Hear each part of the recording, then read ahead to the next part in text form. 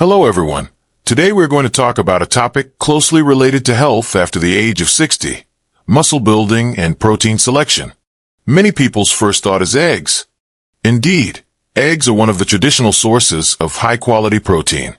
However, recent research and practice have shown us that there's a type of plant-based protein that is more advantageous for the elderly in certain aspects, especially in digestion, metabolism, and long-term cardiovascular health. It can be a preferred choice for muscle building after the age of 60. Below, I will explain in plain language why this is the case, how to choose and combine this protein, as well as practical dietary and training suggestions. Finally, I will offer several important points to note to help everyone turn the theory into daily healthy habits that can be followed.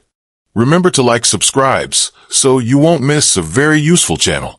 We'll delve into more daily foods and drinks that can quietly improve your health from the inside out. First of all, we need to clarify a basic fact. The key to muscle building lies in total protein intake and protein quality. For people over 60 years old, the sensitivity of muscle synthesis will decline, and the body's demand for protein will relatively increase. Eggs contain a high-quality complete amino acid profile, which is indeed beneficial for muscle synthesis. However, when plant proteins are reasonably selected and combined, they can also provide sufficient essential amino acids and bring additional health benefits.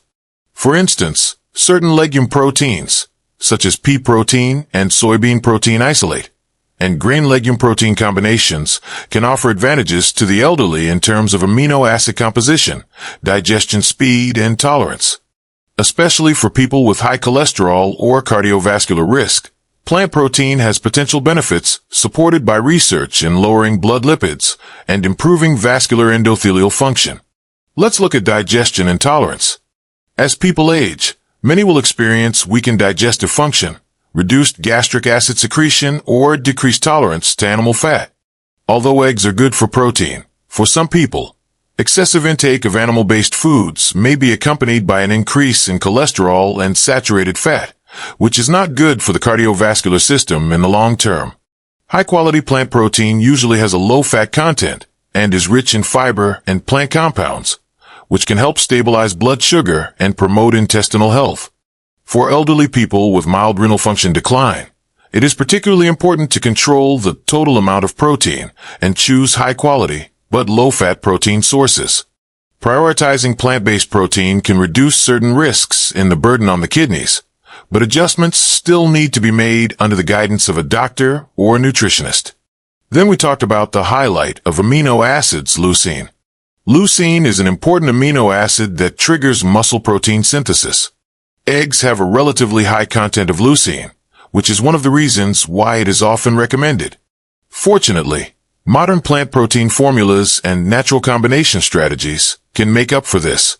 For instance, a combination of pea protein, rice protein, and a small amount of nuts or dairy products can significantly increase the supply of leucine in the diet, reaching the threshold for stimulating muscle synthesis. In addition, there are also scientifically proportioned plant protein powders on the market. Their leucine content has been optimized and is specifically targeted at the elderly or fitness groups who prefer a plant-based diet. Regarding inflammation and metabolic health, many plant-based foods are rich in antioxidants and anti-inflammatory components, such as polyphenol, flavonoids, vitamins, and minerals. These components can slow down chronic low-grade inflammation, which is a booster for muscle loss and functional decline. A long-term diet mainly based on plant protein often leads to better control of blood lipids, blood pressure, and blood sugar, which is particularly important for friends over 60 years old. In contrast, the approach of relying solely on animal protein, while neglecting dietary structure, may not have an advantage in long-term health indicators. If you plan to take plant protein as the main force for your daily muscle building, how can you arrange it more scientifically? Ensuring a total daily protein intake is the top priority. It is generally recommended that people over 60 years old who wish to maintain or increase their muscle mass increase their protein intake to 1.0 to 1.4 grams per kilogram of body weight. For instance, for an elderly person weighing 65 kilograms, the target protein intake can be between 65 and 91 grams. Distributing these proteins into 3 or even 4 meals a day and avoiding concentrating most of them at dinner can more effectively promote muscle synthesis. Consume at least 20 to 30 grams of high-quality protein or equivalent amino acids at each meal to ensure that there is sufficient leucine at each meal to trigger the effect. Specific food recommendations and combinations. For breakfast, you can choose soy milk, oats, and a handful of nuts. Soy milk provides plant protein. Oats supplement complex carbohydrates and fiber, and nuts provide healthy fats and trace elements. For lunch and dinner, you can have tofu, edamame, lentils, black beans or chickpeas as the main dishes, and pair them with whole grains, such as brown rice or quinoa, to supplement the amino acid profile. In addition, pay attention to the diversity of vegetables. Dark-colored vegetables and cruciferous vegetables are rich in antioxidants, which are helpful for recovery and immunity. Before and after training, you can supplement with a plant protein shake, such as a mixture of pea protein and rice protein. Consuming protein within 30 to 60 minutes after training is beneficial for recovery. The combination of strength training and lifestyle is equally crucial. No matter how good the protein is, if there is a lack of strength training, the muscle synthesis signal will be weakened. It is recommended to conduct resistance training targeting large muscle groups at least 2 to 3 times a week, such as sitting presses, leg presses, squat support movements, and resistance band stretches. The training format should be safe and progressive, and the intensity should be adjusted under the guidance of professionals or caregivers.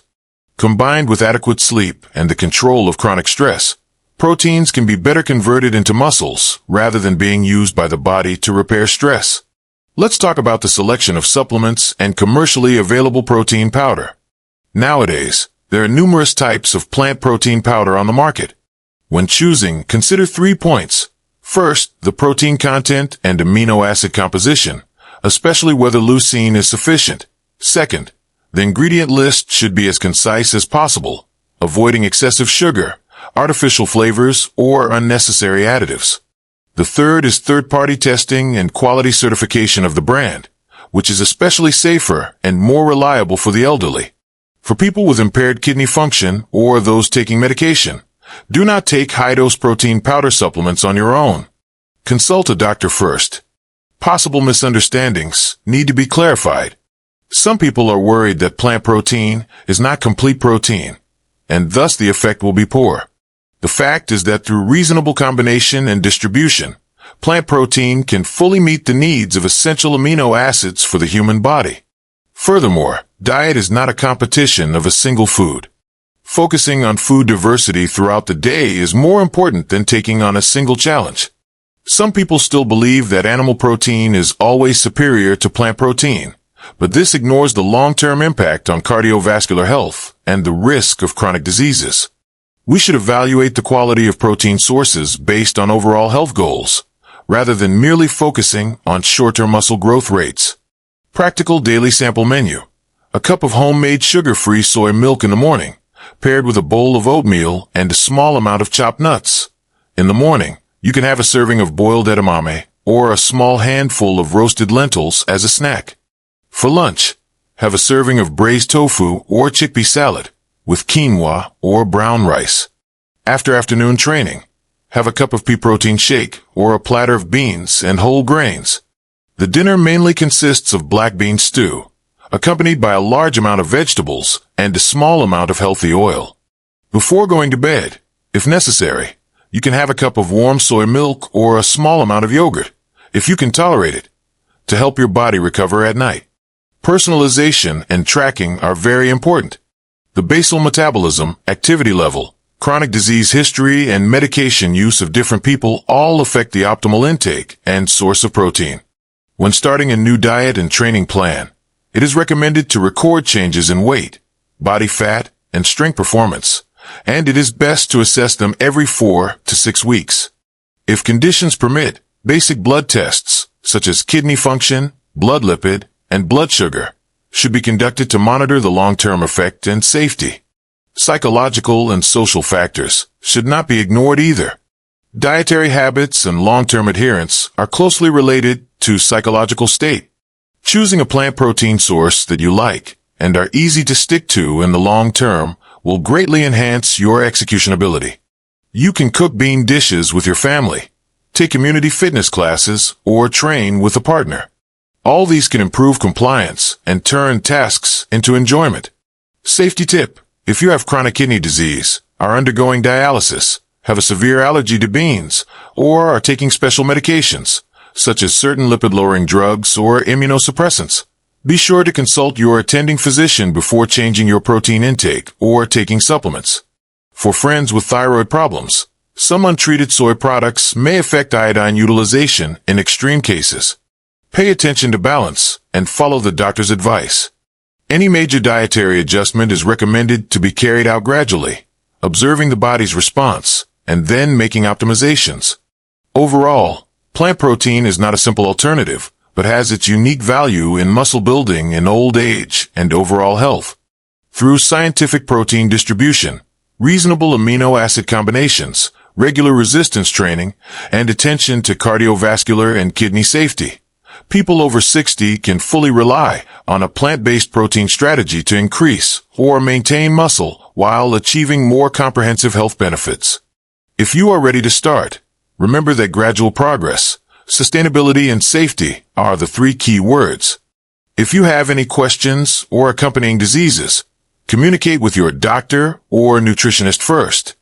That's all for today's sharing. Don't forget to subscribe and like it so you won't miss the next video. We'll delve into more daily foods and drinks that can quietly improve your health from the inside out.